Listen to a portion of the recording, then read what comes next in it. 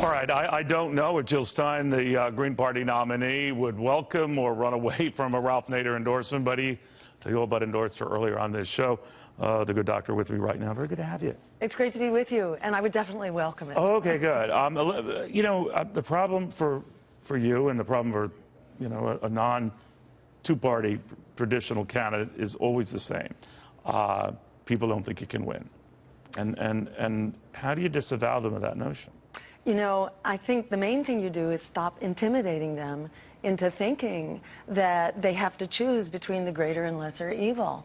In my experience, it's as simple as getting to the microphone, you know, and with few exceptions like this program, we've essentially been blacked out from media coverage. So it's actually rather amazing that we're doing as well as we are. Actually, I remember one of the presidential debate sites, they almost like put you in a wagon.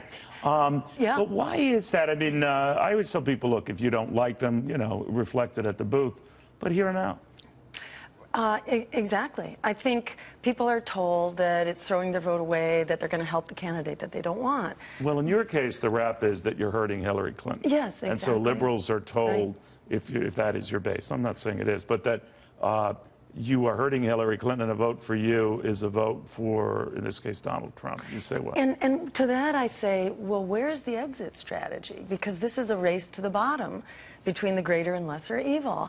And we've been doing this for quite some time, and both candidates keep moving further to the right and become more militarist, more imperialist, more corporatist.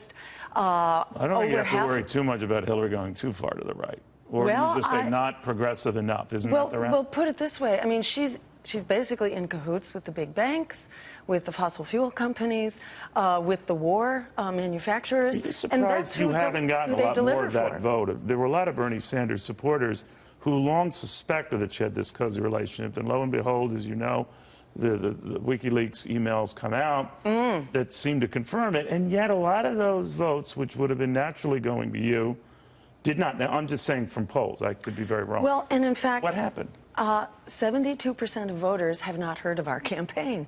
They don't even know about it. I think the very informed Bernie activists know about our campaign, and they're working for us. Do you have ads going on anywhere? Or you know, we don't have a big enough budget to be doing ads. We're mostly on Facebook and social media, which is where, you know, we get the word out there. Well, that's where Bernie started his Exactly. But then he got into the debates. We were locked out of the debates, even though 76% of Americans were screaming, Hillary and Donald are the most disliked, untrusted candidates in our history. And 80% of American voters now, according to the New York Times, 80% of voters are repulsed. That is the word they use. They find this campaign repulsive. They are screaming for something else. This was a New York Times poll. 80%. They're looking for what we've got. And the question is, when are we going to break through? This is a house of cards falling down.